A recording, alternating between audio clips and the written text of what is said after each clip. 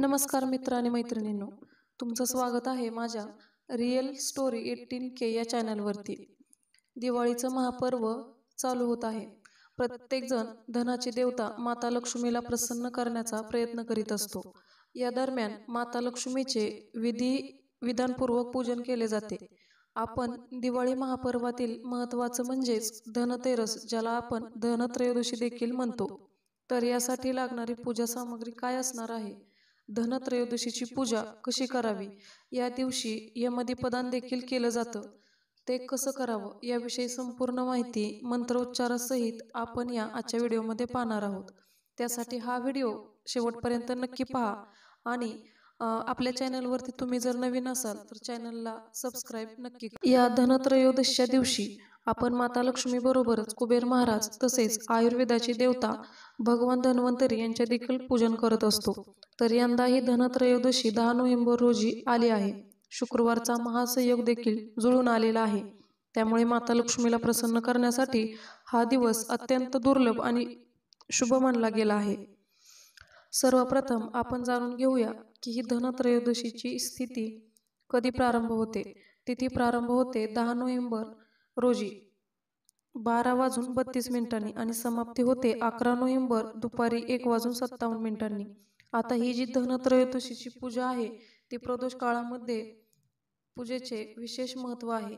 तर तो जो संध्याकाळचा मुहूर्त आहे तो आहे सायंकाळी 6:20 ते रात्री 8:20 नंतरचा जो प्रदोष काळ मुहूर्त आहे तो आहे 6:02 ते 8:34. तसेच दुपारचा जो अभिजित मुहूर्त आहे या दिवशी खरेदीचे देखील विशेष महत्त्व आहे। तर या अभिजित मुहूर्तामध्ये आपण खरेदी देखील करू शकता। तो मुहूर्त आहे दुपारी 12 वाजल्यापासून ते 12:45 आता आपण धनत्रयोदशीची पूजाविधी जाणून घेऊया। तर या दिवशी आपल्याला पूजास्थळ स्वच्छ करायचं आहे आणि गंगाजल शिंपडायचं आहे। त्या ठिकाणी रांगोळी काढायची आहे। तसेच लक्ष्मी मातेचं प्रिय असं अष्टदल कमल किंवा स्वस्तिक काढायचं आहे।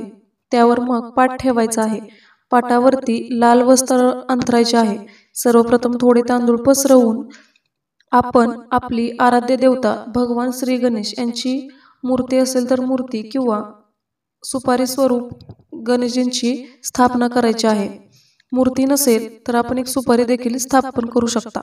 स्थापना करत असताना ओम गण गणपते नमः हा मंत्र 3 वेळा म्हणायचा आहे। स्थापना करण्यापूर्वी आपण श्री गणेशांना पंचामृत किंवा गंगाजलाने विधिवत स्नान घालायचं आहे आणि पुन्हा गंगाजलाने स्नान घालून स्वच्छ कापडाने मूर्ती पुसून पूजास्थळी स्थापित करायची आहे। त्यानंतर आपण कुलदेवतेचा कलश स्थापन करायचा आहे।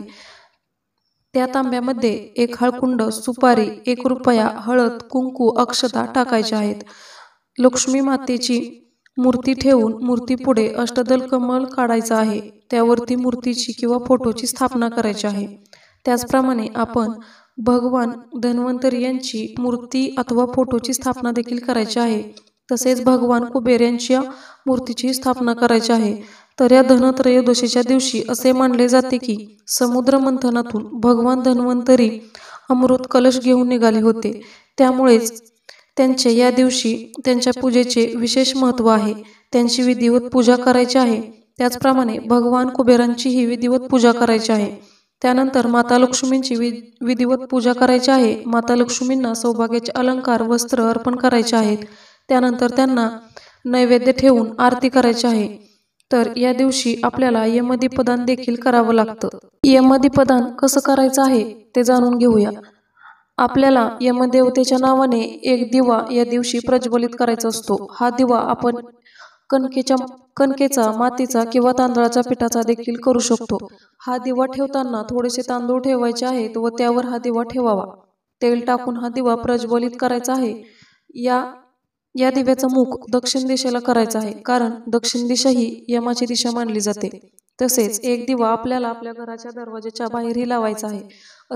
अशी मान्यता आहे की अकाल मृत्यूपासून देखील आपले संरक्षण होते। तसेच दिवा लावताना ओम यमाय नमः हा मंत्र 3 वेळा म्हणायचा आहे। तर अशा प्रकारे आपल्याला धनत्रयोदशीच्या दिवशी पूजा करायची आहे।